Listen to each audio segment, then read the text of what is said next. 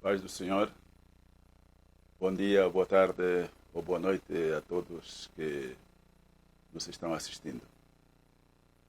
Temos um programa que intitulamos Aperfeiçoando aos Santos, e dentro deste programa estamos apresentando alguns aspectos da Palavra de Deus, algumas lições, alguns ensinamentos que o Espírito Santo nos vai dando para poder partilhar com todos os amados que nos acompanham. E o privilégio que temos hoje é de poder trazer-lhes um estúdio, uma palavra que certeza que vai trazer também edificação para a tua vida, como tem sido para a minha vida também. Portanto, tudo que queremos compartilhar ou partilhar neste canal é tudo para edificação, consolação e exortação das nossas vidas, para transformá-las, para edificá-las, para que possamos chegar ao nível que a Bíblia chama de estatura de Cristo. Por isso, queridos, hoje vamos tratar da palavra com o tema criados à imagem e semelhança de Deus. Criados à imagem e semelhança de Deus. A Bíblia diz no livro de Lucas, capítulo 19, versículo 10, o Filho do Homem veio buscar e salvar o que se havia perdido. O que se havia perdido. Quando lemos este versículo, que está inserido dentro da mensagem do Senhor Jesus, portanto, ele trouxe uma mensagem que é a mensagem do reino. A mensagem do reino. E ele veio pregar sobre o reino de Deus.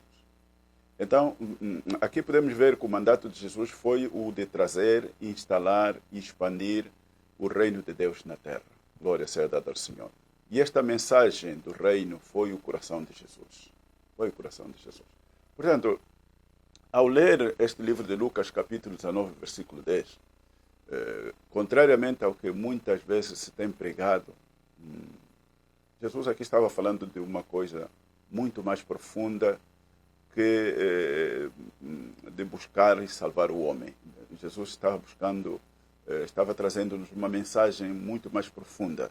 Ok? Aqui a Bíblia está falando de algo. Portanto, quando a Bíblia diz que ele veio buscar e salvar o que se havia perdido. Portanto, o que se havia perdido. Este adjetivo, esse advérbio definido, está a falar de algo, está a referir-se a algo que o homem perdera. Portanto, é nesse sentido. Quando olhamos para o livro de Gênesis, capítulo 1, versículo 6, perdão, capítulo 1, ok, correto? Capítulo 1, versículo 26, a Bíblia nos diz textualmente o seguinte: E disse Deus, façamos o homem à nossa imagem, conforme a nossa semelhança. Conforme a nossa semelhança. Então, vemos neste texto que quando Adão pecou, Adão perdeu algo muito importante, perdeu algo muito valioso, que podemos resumir em três coisas, em três aspectos, de três coisas que ele perdeu. Antes de perguntar onde Adão estaria, onde Adão estaria se não tivesse pecado, cabe referir aqui então as três coisas que Adão perdeu quando ele pecou. Adão perdeu a comunhão com Deus. Ele falava com Deus todos os dias. Quando Adão pecou, perdeu o Espírito Santo que estava nele. E quando Adão pecou, perdeu a possibilidade de ter, de entender, de comunhar, de comungar, de ter esta intimidade que ele tinha com Deus. Okay? Perdeu tudo isso, perdeu muito mais. Há muitos mais aspectos que podíamos introduzir aqui, de muitas coisas que Adão pecou, mas perdeu. Mas principalmente esses três aspectos. Adão pecou a intimidade, a comunhão que tinha com Deus, perdeu o Espírito Santo que ele tivera recebido de Deus, que estava nele e estava com ele, e perdeu o domínio. Isso está aqui no versículo 26 deste livro de Gênesis capítulo 1. que vamos desenvolver na etapa seguinte, portanto, no programa seguinte que vamos ter, porque é muito profundo este assunto do domínio que Adão perdeu. Portanto, o que queremos dizer aqui é que, e como disse há pouco, se Adão não tivesse pecado, aonde estaria? Aonde estaria? No céu ou na terra? Ok. O problema é que quando os homens inventaram a história do purgatório e do limbo, a desculpa foi de que a terra não prestava por causa do pecado. E então era necessário que o homem fosse purificado, lavado dos seus pecados, para poder ter acesso ao céu. Muita gente não entende onde surgiu, como surgiu a história do purgatório. Eu quero, em breves palavras, dizer-lhes o que é que aconteceu. Na verdade, é uma história muito longa, mas os homens trataram de introduzir o aspecto do purgatório por meio da chamada indulgência. Quer dizer, os homens, e não digo, e não quero referir-me à igreja que introduziu isso por uma questão de ontologia, por uma questão de ética, mas sabemos que isso veio acontecer nos primeiros séculos da nossa história, da nossa era, devido a que o homem tomou sobre si a prerrogativa de perdoar pecados aos outros homens. E com isso permitia que o homem que pagasse por essa indulgência, ele teria os pecados perdoados. E então, quando morresse, como não podia ir diretamente ao céu, tinha que passar primeiro pelo purgatório. Aí os seus pecados iam ser purificados, iam ser lavados, e então esperaria o tempo para entrar no céu. E a terra não servia, a terra não prestava, então tinha que ir ao céu para descansar. E com a história do purgatório, também mais tarde introduziram a história do limbo. O purgatório era para as pessoas mais velhas, para os homens e as mulheres, consequentemente, e o limbo para as crianças. Ok. Logicamente, essa ideia de ir ao céu descansar roubou ao homem a autoridade sobre a terra. Roubou ao homem o mandato original que Deus lhe tivera dado. Por isso que nós não estamos dominando sobre a terra. Não estamos dominando. Perdemos o domínio na terra. Andamos doentes, andamos enfermos, lutamos constantemente contra a pobreza, contra a miséria, contra o sofrimento, contra a aflição, contra as incompatibilidades a diversos níveis. Okay? Por quê? Porque perdemos o domínio que tínhamos originalmente dado por Deus. E é por isso, e volto aqui a enfatizar isso, é por isso que a Bíblia nos diz, no texto que lemos, de Lucas 19, versículo 10, que o Senhor veio buscar e salvar o que se havia perdido. Não somente veio buscar o homem, mas sobretudo, com a salvação do homem, Deus veio restaurar-lhe o que ele tinha perdido. E o que o homem tinha perdido? Os três aspectos que eu acabei de vos mencionar. Acabei de te mencionar aqui, querido, que me estás acompanhando. O homem perdera, portanto, a comunhão com Deus, perdera o Espírito Santo, que lhe tivera sido dado, e cabe aqui abrir um parênteses para dizer que Deus criou o homem de duas maneiras. Primeiro em espírito e logo fisicamente.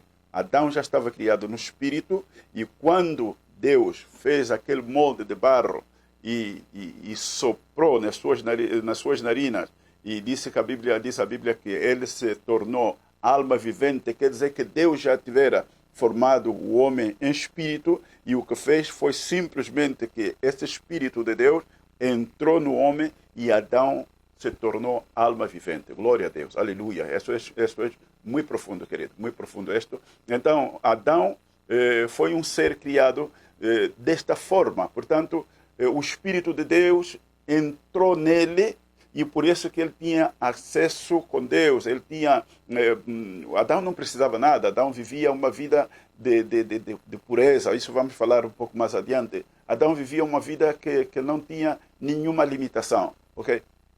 Agora, o problema é que quando ele então peca, ele perde tudo isso. Perde a comunhão, perde o Espírito Santo que havia entrado nele quando Deus o formou, e perde o mandato, perde o domínio, como dissemos já atrás, né? Portanto, isso que Adão tinha perdido foi o que o Senhor veio restaurar. Veio restaurar-lhe a intimidade, veio restaurar a comunhão com Deus. Jesus veio restaurar, trazendo-nos o Espírito Santo. Deixa-me dizer-te aqui que desde que Adão pecou até a vinda do Espírito Santo à terra, nenhum homem teve o Espírito Santo permanente nele. Nenhum homem teve o Espírito Santo permanente nele. O Espírito Santo vinha em determinado momento para fazer a obra para a qual havia sido designado, havia sido enviado o Espírito Santo, e logo o Espírito Santo voltava outra vez para o céu. O Espírito Santo volta à terra depois do Senhor Jesus Cristo ter morto e ressuscitado, ido ao céu, como sabemos, no dia de Pentecostes, 10 dias depois da sua ressurreição. Okay? Então, o Espírito Santo veio trazer o que o homem tinha perdido. Querido, isto é muito importante o que estamos a tratar, isto é muito importante o que estamos a dizer aqui. Então, a Bíblia diz que os céus mais altos são do Senhor, mas a terra deu-a aos filhos dos homens. Ok? Então, a terra é para nós. Nós temos que tratar de dominar aqui na terra. O céu não nos pertence, o céu pertence ao Senhor. É certo, vai dizer então, mas pastor, então nós não vamos ao céu. Sim, claro que sim, vamos ao céu. Mas deixa-me dizer-te que, da mesma forma como nós iremos ao céu, e muitos dos nossos irmãos já lá estão, estão também muitos no inferno. Portanto, tanto o céu como o inferno são salas de espera.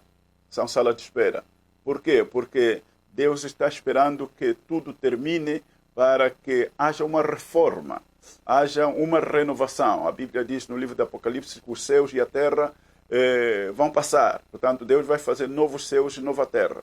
E cabe aqui então perguntar, por que o nosso irmão João faz referência a novos céus e também a nova terra? Okay? Quer dizer então que nós não vamos viver no céu eternamente. Nós vamos para o céu, como te digo, como um ponto de espera para vir então reinar aqui na terra. Nós não vamos reinar no céu, porque no céu já tem um rei, que se chama o Senhor Jesus, aquele que nos veio salvar, Jesus Cristo, o Rei dos Reis, Senhor dos Senhores. Ele é que é o céu no céu, ele é que é o rei lá no céu. Nós vamos reinar aqui na terra. Por isso que é necessário que esta terra que existe agora, tanto os céus como a terra, vão ter que ser desfeitos para ser feitos novos, onde nós então vamos poder reinar. Assim como vai acontecer com os crentes que estão na sala de espera lá no céu, como disse, os que estão no inferno também estão na sala de espera. Porque a Bíblia também, neste livro maravilhoso do Apocalipse, diz que o inferno, juntamente com o diabo e seus demônios, vão ser lançados no lago do fogo e enxofre. Portanto, tudo isso já nos últimos tempos. Glória seja dada ao Senhor. Portanto, é uma maravilha, é uma bênção saber que Deus nos reservou esta terra para que nela possamos reinar no final dos tempos. Querido, é significativo o que o Senhor nos diz na oração modelo que encontramos em Mateus capítulo 6, a partir dos versículos 9 em adiante. No versículo 10 o Senhor diz assim, no versículo 9 nos diz que devemos pedir ao Senhor que venha o reino, não? Sobre a terra, o reino. E no versículo 10 diz assim, seja feita a tua vontade, tanto na terra como no céu. Tanto na terra como no céu. Eu gosto muito destes versículos. O versículo 9 e o versículo 10 são profundamente gloriosos, maravilhosos, têm um ensinamento, têm lições muito profundas, querido. Dentre muitas coisas que este versículo 10 pode significar, seja feita a tua vontade, tanto na terra como no céu. Dentre muitas coisas que este versículo pode significar, o Senhor nos está a dizer que não necessitamos de ir ao céu. não necessitamos de ir ao céu. Não devemos anelar tanto ir para o céu. Claro que vamos para o céu, sim. Descansar, como eu vos disse, como tempo de espera, simplesmente. Mas o que o Senhor nos está a dizer aqui, na verdade, é que devemos anelar viver na terra como se estivéssemos no céu. Como se estivéssemos no céu. O que é que não há no céu? Olha, no céu não há guerras, não há doenças, não há enfermidades, não há pandemia do Covid-19, não há morte, não há choro, não há tristeza, não há nada do que está aqui na terra. Mas quem vai fazer com que a terra seja como o céu? Somos nós. Somos nós. Somos nós que deveríamos criar as condições aqui na terra para que ela seja como o céu. Somos nós que provocamos tudo isso que existe.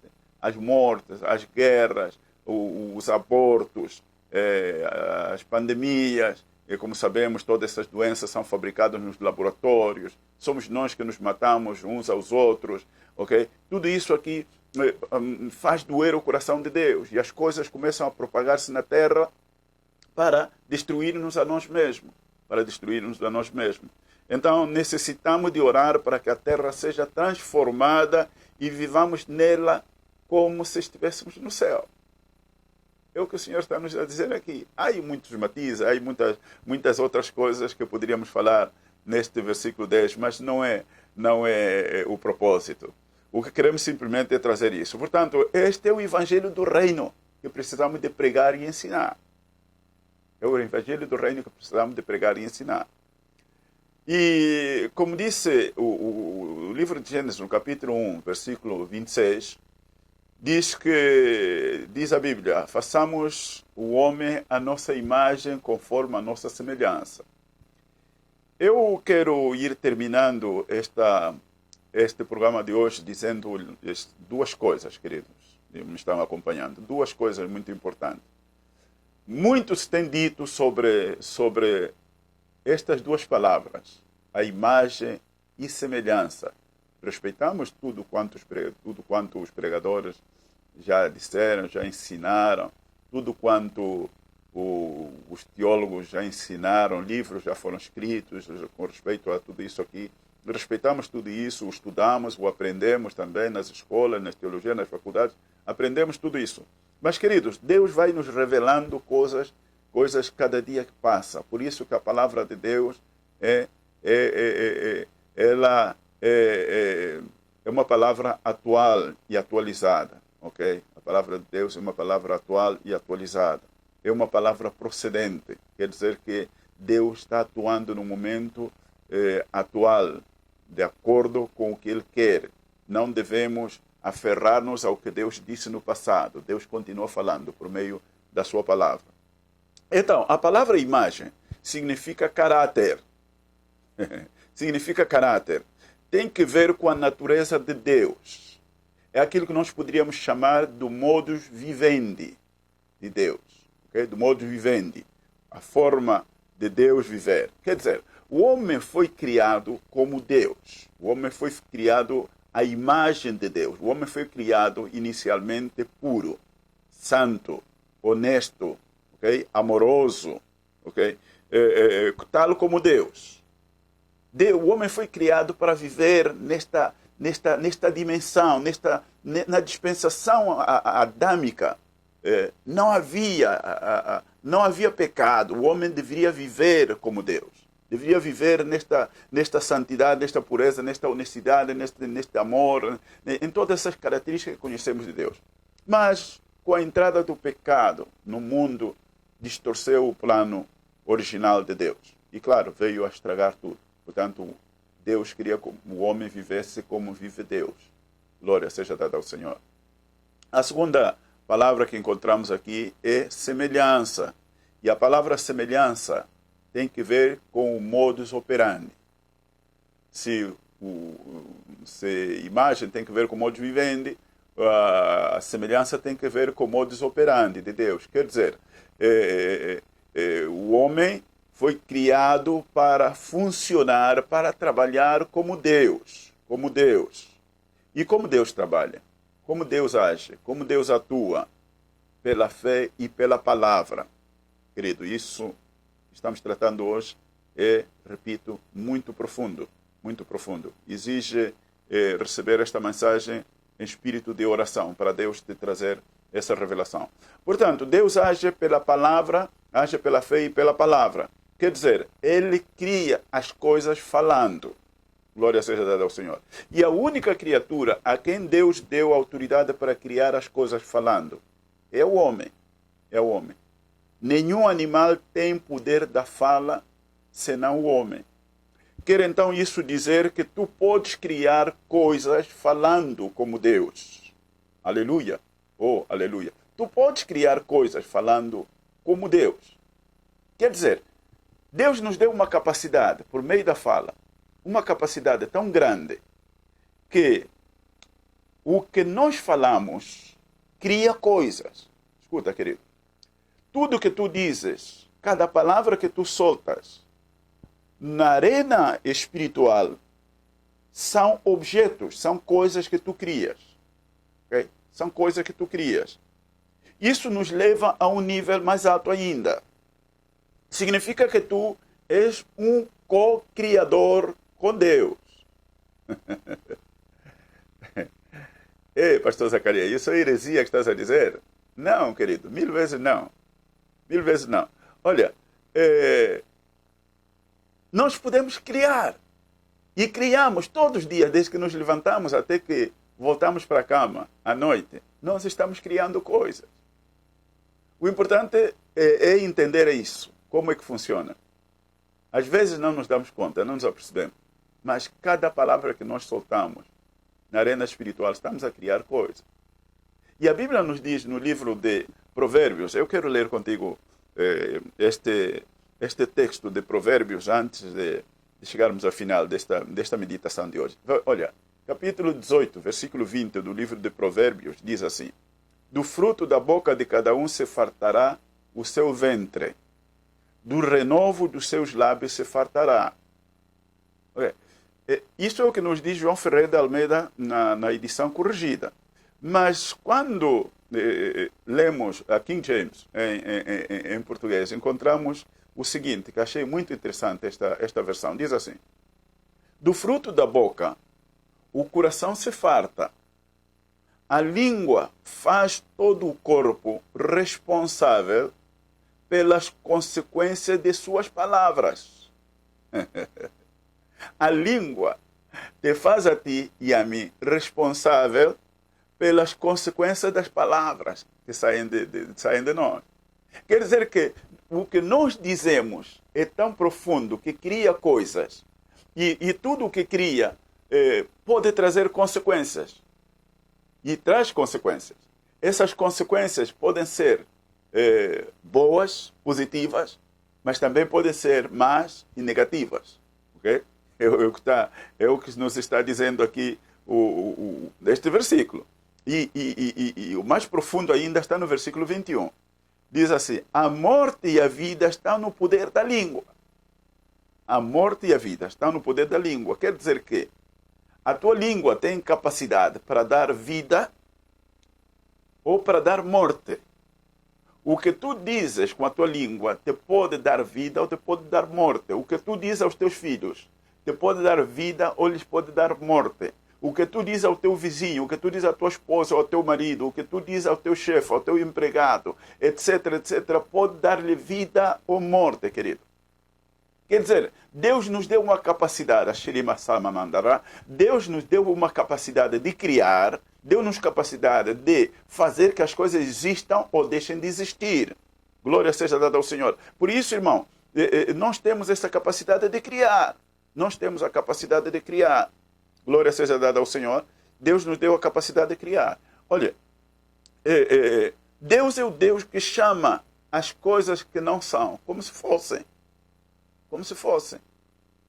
E voltando ao livro de Gênesis, por exemplo, quando o lemos, encontramos a Bíblia dizendo-nos assim, no capítulo 1 ainda, e no versículo 2 e no versículo 3. Diz assim: e a terra era sem forma e vazia, e havia trevas sobre a face do abismo, e o Espírito de Deus se movia sobre a face das águas. Escuta o que diz o versículo 3. E disse Deus, haja luz. Disse Deus, falou, haja luz e houve luz. Portanto, Deus é aquele que faz as coisas que não existem como se existissem. As que são como se não fossem. Então Deus é um Deus que cria e criou as coisas pela palavra. Tu também o fazes. Por isso, tem muito em atenção o que tu digas cada dia de tua existência. Tem muito cuidado, querido. Por que o homem hoje fala e as coisas não acontecem? Porque o seu espírito se corrompeu. Okay? Seu espírito se corrompeu. Já não tem a imagem de Deus. E como tal, quando ele fala, o seu não apoia. E por essa razão, querido, e dou graças a Deus por isso. Por isso que quando Jesus Cristo veio, no livro de Mateus, capítulo 16, e eu vou ler contigo este versículo, o último versículo que vou ler. Livro de Mateus, capítulo 16, e o versículo 19, diz assim. Aleluia, graças ao Espírito Santo. Eu te darei a chave do reino dos céus. Jesus estava falando para Pedro e, por consequência, para todos os discípulos que estavam aí. Mas isso estava no futuro. E agora Deus está nos a falar no presente, não somente para Pedro, mas está a falar a ti, está a falar para mim. Está dizendo, eu te dou a chave do rei. Te dou a chave do rei. E tudo o que ligares na terra será ligado no céu. E tudo que desligares na terra será desligado no céu. Aleluia. Será desligado no céu. Quer dizer que Deus nos deu a chave do reino para ligar ou desligar, para amarrar ou desamarrar, para autorizar ou proibir, para edificar ou derrubar, para plantar ou arrancar o que se plantou. Glória seja dada ao Senhor. Portanto, querido, nós fomos criados para isso, a imagem e semelhança de Deus. A imagem e semelhança de Deus. Louvado seja o nome. Então, querido, que o Senhor te abençoe, o Senhor te encha deste conhecimento profundo de sua palavra, para que possa viver no reino que o Senhor veio nos trazer. No reino que o Senhor veio nos trazer. Que o Senhor te abençoe grande e poderosamente. O Senhor abençoe a tua casa. O Senhor abençoe a tua família, o teu trabalho. O Senhor abençoe os teus estudos. O Senhor te multiplique abundantemente em todas as obras da tua vida. Em tudo que tu fazes com as tuas mãos. O Senhor te multiplique grande e poderosamente. Que o Senhor faça brilhar a sua luz sobre ti. Todo espírito de confusão, todo espírito de trevas na tua mente, no teu coração, na tua alma, sejam removidos completamente. Tudo que estava difícil e complicado na tua vida se torne fácil. Se torne fácil. As trevas que havia, treva de doença, treva de enfermidade, treva de dor, treva de sofrimento, treva de derrota, treva de desgraça na família, trevas de fracasso, de depressão. Todas essas trevas sejam removidas da tua vida em nome de Jesus Cristo. Que este mês de dezembro termine bem para ti e para a tua família. O espírito de morte que havia na tua família se cancela hoje em nome de Jesus. Completamente em nome de Jesus Cristo. Em nome de Jesus Cristo. Olha, tu foste criado para vencer. Deus te criou, te deu a sua imagem, a sua semelhança. Ele te criou para viver como um vencedor. O apóstolo Paulo diz no livro de Romanos que nós somos mais que vencedores por aquele que nos amou. Tu tens que vencer, tens que viver uma vida de conquista, de triunfo. A derrota não pode constituir o teu dia a dia. O fracasso não pode constituir o teu dia a dia. Tu tens que viver na dependência de Deus, mas em vitória.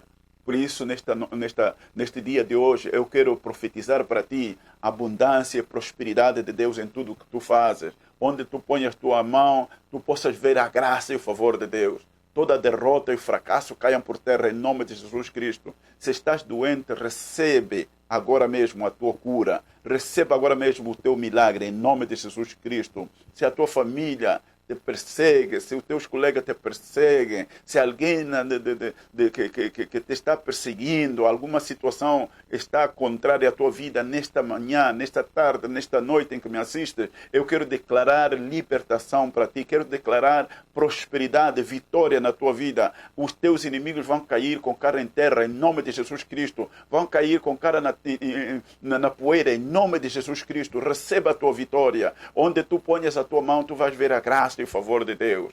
Tudo que estava contra ti agora vai ser favorecido, vai ser destruído. Tu vais receber favor de Deus, vais receber graça de Deus, vais receber a luz de Deus operando na tua vida, em nome de Jesus Cristo. Querido que estás no ministério, que Deus te abençoe e o teu ministério continue a crescer, que o teu ministério continue a ser bem abençoado, em nome de Jesus Cristo. Que a tua igreja cresça, a membresia da tua igreja cresça. Os teus filhos espirituais e os teus filhos físicos recebam a graça e o favor de Deus em nome de Jesus. Tu crente que agora mesmo talvez te sintas debilitado, podes pensar que Deus não está ouvindo, não está atendendo as tuas orações por causa das situações que estás a viver. Querido, quero dizer-te que Deus está trabalhando nessas situações que tu estás a viver. Deus tem uma palavra para dizer-te por meio dessas situações. E isso tudo te está aproximando mais de Deus, não para te afastar, mas para te aproximar. Por isso, isso serve como canal para que tu busques mais de Deus. O Senhor te abençoe por meio dessas aflições, por meio dessas situações que estás a viver, que a luz de Deus brilhe sobre ti, que a graça de Deus brilhe sobre ti. Tudo que estava em contra de ti comece a ser agora revertido. Toda maldição seja revertida em bênção.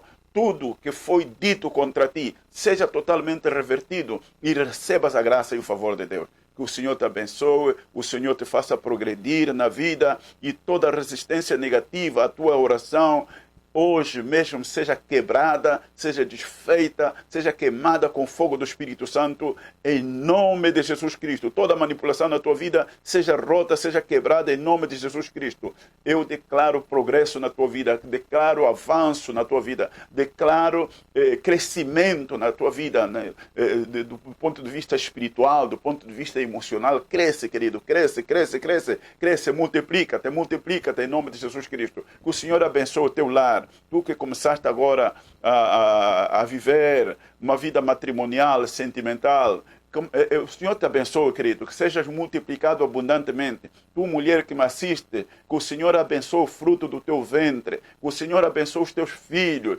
A partir de hoje, os teus filhos já não vão ser tua dor de cabeça, eles vão ser a bênção para ti. Eu os abençoo grande e poderosamente. Eu abençoo o fruto do teu ventre, que o Senhor continue te multiplicando. Jovem que está pensando em casar-se, mulher ou homem, o Senhor abençoe os teus projetos, que sejas mãe de filho, que sejas pai de filho, que o Senhor te abençoe grandemente, que o Senhor abençoe o teu trabalho, o Senhor abençoe os teus estudos, tu que estás a preparar-te para defender essa tese, que o Senhor te dê inteligência, sabedoria necessária para que tu passes a esta defesa de tese, em nome de Jesus Cristo. Este projeto de fim do curso, que o Senhor te abençoe e o termines adequadamente, em nome de Jesus Cristo. Tu que estás estudando, não importa se é na escola secundária, primária, numa universidade, numa escola de formação profissional, que o Senhor te abençoe, querido, querida, que o Senhor te abençoe e te dê luz, te dê entendimento, te dê sabedoria, que o Senhor te multiplique abundantemente. Tu que és pai, o Senhor te abençoe, querido. Que os teus filhos sigam o teu exemplo, mas de um bom pai, de um bom pai. Ser um bom pai para eles. Deixa-lhes um legado. Esta foi a mensagem que transmitimos domingo passado. Eu te aconselho que a vejas no YouTube.